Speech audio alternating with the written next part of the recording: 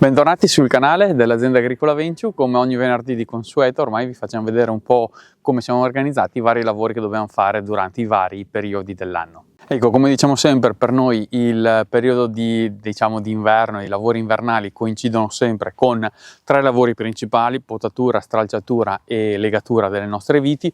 Vi abbiamo fatto vedere nei mesi scorsi, comunque ecco, nelle settimane scorse, qualche altro lavoro, come andare a recuperare il letame, andare nel parte finale, diciamo, dell'autunno, andare a estirpare dei vigneti, gestione un po' del suolo. Quindi comunque abbiamo anche dei lavori laterali, ma principalmente ecco, siamo concentrati sulla potatura, e anche oggi parleremo di questo lavoro. Oggi in particolare vi facciamo vedere alcuni tagli, alcune situazioni che ci troviamo insomma un po' a gestire, e in questo video parleremo di alcune potature che facciamo nella nostra rondinella, il nostro vitigno diciamo bacca rossa abbastanza diffuso nelle nostre zone, e l'altro vitigno a bacca bianca invece la garganega, e andremo a gestire sempre in questo video. Vi facciamo vedere un paio di tagli. Ecco, in fatalità stavamo ragionando che sono due uve tardive, sia la garganega che la rondinella. La garganega è un'uva a bacca bianca, la rondinella è uva a bacca rossa. Sono tardive perché nelle nostre zone, almeno in questa area, vengono raccolte generalmente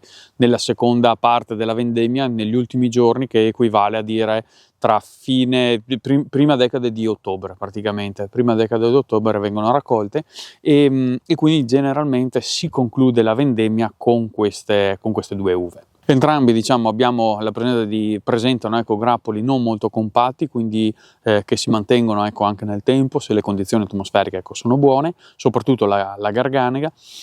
Diciamo la garganega viene usata o in purezza o per fare un taglio per una DOC di riferimento nelle varie zone della provincia di Verona, almeno dove siamo noi, quindi vanno a fare o il custozza come nel nostro caso, a volte viene usata ecco, per fare ovviamente anche il soave, oppure può essere usata in purezza per fare un IGT, quindi un vino più diciamo rappresentativo diciamo delle varie filosofie aziendali, delle varie cantine. La rondinella è più difficile trovarla in purezza, a volte alcuni rosé vengono fatti, alcuni IGT rosé, ma soprattutto viene usata come taglio per fare due DOC principali. Una è ovviamente la Valpolicella, nella nostra zona invece viene usata per fare il Bardolino.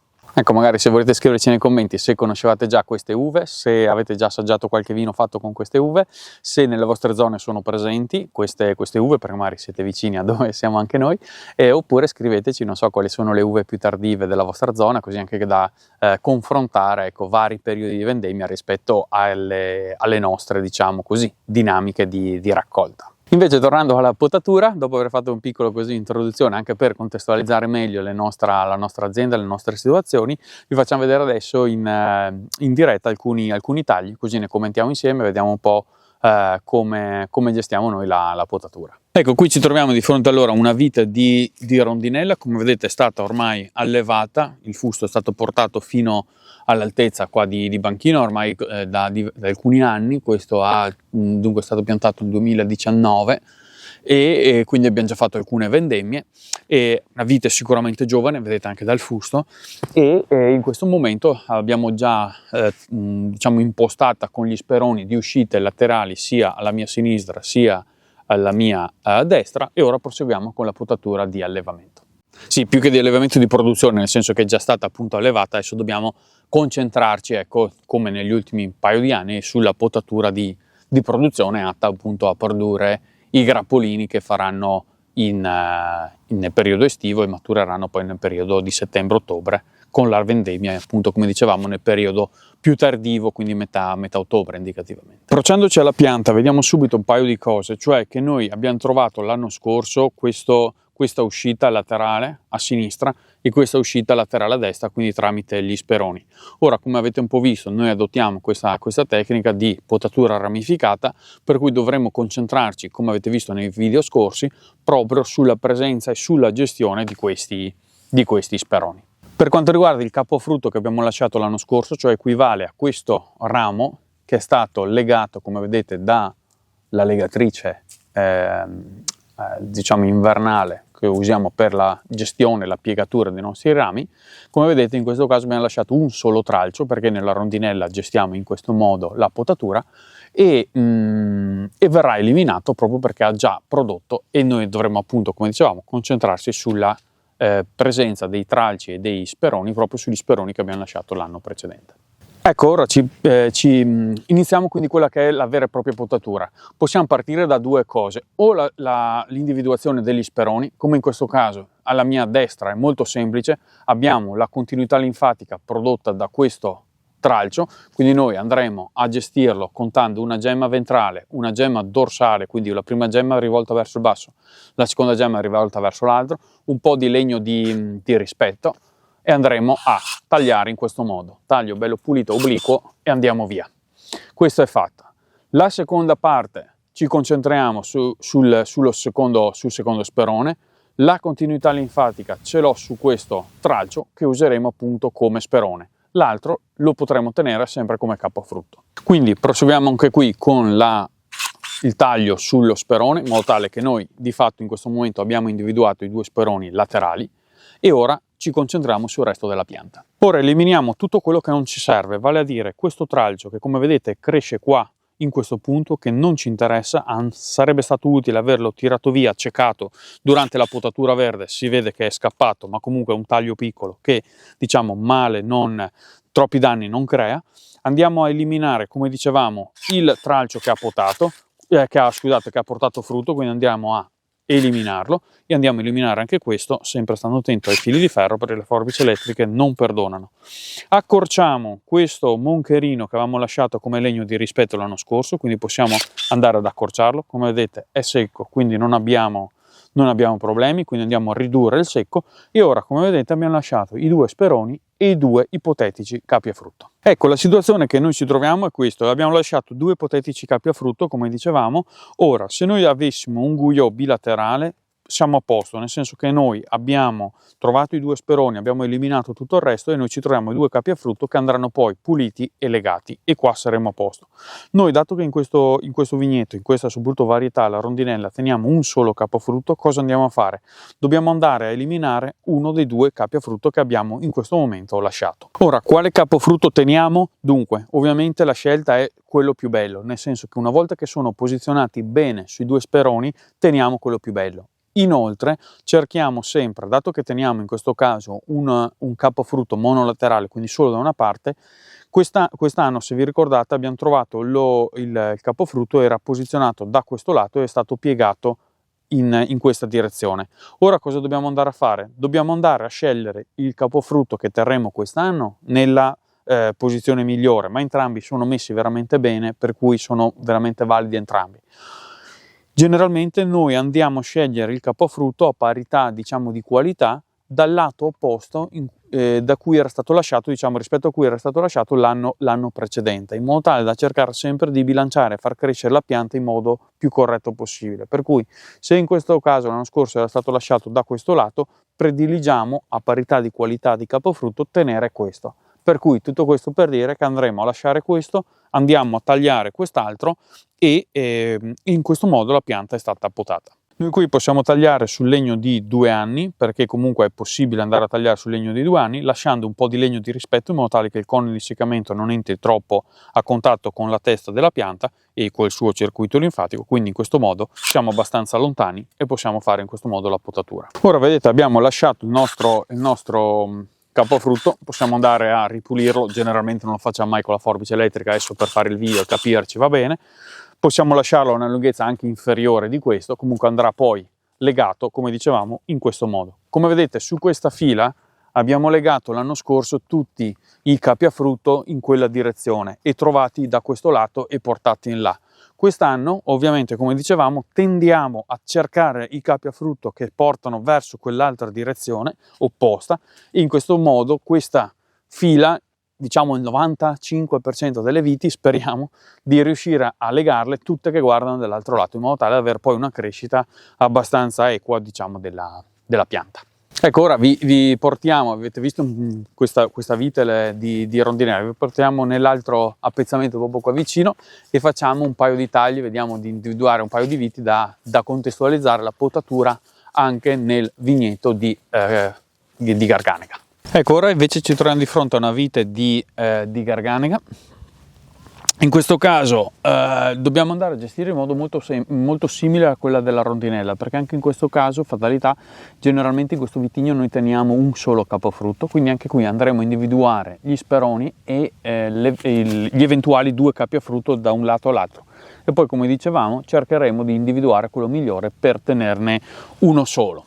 Come si può vedere subito, 2 uscite laterali, una da una parte e una dall'altra, e individuiamo subito la continuità linfatica, quindi speroniamo questo tralcio a questa altezza, quindi noi avremo la continuità linfatica a destra, alla mia destra, diciamo, ecco così, da questo lato con questo sperone. Stessa cosa qui, avremo la possibilità di potare lo sperone e quindi anche a sinistra noi avremo continuità linfatica senza trovare troppe interruzioni sul percorso della linfa. Ecco, una volta trovati i 2 speroni ci concentriamo su 2 ipotetici capofrutto, uno è questo e l'altro è questo.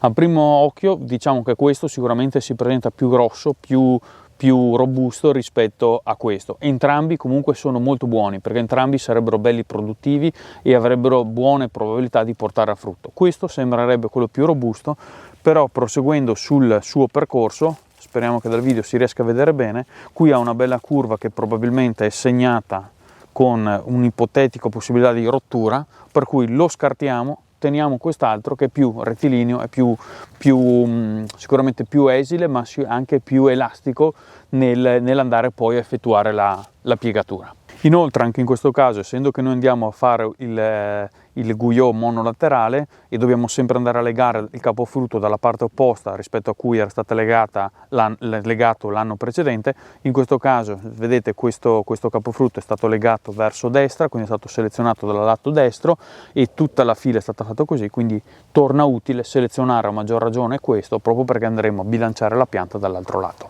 Ecco, quindi proseguiamo con l'eliminazione del capofrutto che non andiamo a tenere, preserviamo ovviamente questo, andiamo a togliere il resto e poi di fatto la nostra pianta è stata potata. Ovviamente vedete, togliamo tutto il capofrutto che ha portato e accorciamo, diciamo, il secco, come vedete, e teniamo da una parte appunto sperone e capofrutto, dall'altra parte solo lo sperone. Ecco, anche in questo caso sempre vigneto di Garganega, siamo in una fila diversa, per cui in questo caso la legatura del capofrutto, vedete, l'anno scorso è stata fatta verso la mia sinistra, qui tendenzialmente dobbiamo spostarci a destra. Adesso vediamo un po' la situazione e vediamo come fare. Ovviamente anche qua cerchiamo subito le uscite laterali sono alla mia destra su questo ramo, alla mia sinistra su quest'altro tralcio. Ecco, come vedete su questo lato qui appunto la continuità linfatica, come dicevamo, è data da questo ramo, questo tralcio, proprio perché qui non troviamo altre situazioni di tagli precedenti. Questa è una vite abbastanza giovane che abbiamo allevato già con questa tecnica, per cui è facilmente sfruttabile, diciamo, questa potatura.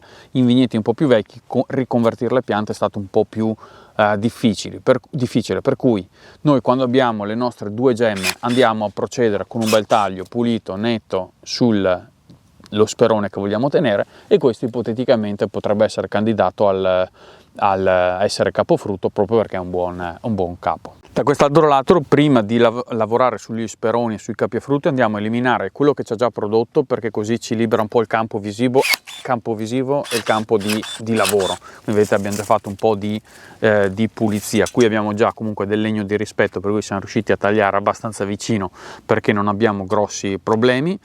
Dall'altra parte, ecco, dobbiamo adesso concentrarci sullo sperone, individuazione sperone e ipotetico capofrutto. Qui abbiamo 2 gemme, uno sul lato che guarda me, uno sul lato che guarda voi, quindi possiamo andare a potare in questo modo e individuare in questo modo lo sperone, un speroncino molto corto, e abbiamo lasciato questo come ipotetico capofrutto. Ecco, la Garganega è una varietà molto generosa a livello di parete fogliare, per cui cerco un attimo di fare un po' di spazio in modo tale da creare un po' più di campo visivo. Ecco, ora noi abbiamo questi 2 capi a frutto che abbiamo lasciato, abbiamo detto che dobbiamo tenerne uno solo. Da questo lato, l'anno scorso era stato legato e individuato il capofrutto da questo lato, legato di qua, per cui abbiamo 2 capi a frutto abbastanza equivalenti, sia come lunghezza vanno molto bene, sia come robustezza come posizione sono attaccati molto bene sui loro speroni. Ovviamente prediligiamo questo proprio per i motivi che abbiamo detto, per andare a, diciamo, riequilibrare la pianta. Questo è già bello pulito, come capofrutto andrà legato in questo modo e porterà frutto. Ora proseguiamo con il taglio, quindi l'eliminazione di questo tralcio, che non ci servirà proprio perché in questo caso è un guyot monolaterale. E poi possiamo proseguire ad accorciare questo moncherino, il legno di rispetto che avevamo lasciato l'anno scorso, quindi riduciamo il secco. Ecco, avete visto un po' alcuni tagli che siamo andati a fare. Nei video scorsi legati alla potatura avevamo tagliato del chardonnay, in quel caso teniamo i 2 capi a frutto, generalmente su Maicon nella nostra proprietà teniamo 2 capi a frutto. In questo caso invece preferiamo sempre, come dicevamo, tenerne uno solo, per cui abbiamo fatto alcune considerazioni legate appunto a queste situazioni, a queste tecniche, diciamo, di potatura, in base, ecco, abbiamo fatto vedere in base a varie situazioni che ci troviamo quotidianamente, diciamo, a gestire, a lavorare. Noi siamo arrivati alla fine anche di questo video. Magari non so se volete scriverci qui nei commenti come siete messi voi con la potatura, come stanno procedendo i lavori, se l'avete già iniziata, se state attendendo l'anno nuovo. E in questo periodo non sappiamo bene quando uscirà questo video, ma sicuramente sarà un periodo vicino alle feste, per cui ne approfittiamo, qualora siano già passate, di farvi gli auguri delle feste appena passate. Se devono ancora arrivare, auguri delle prossime feste, e ci vediamo il prossimo venerdì con una nuova puntata.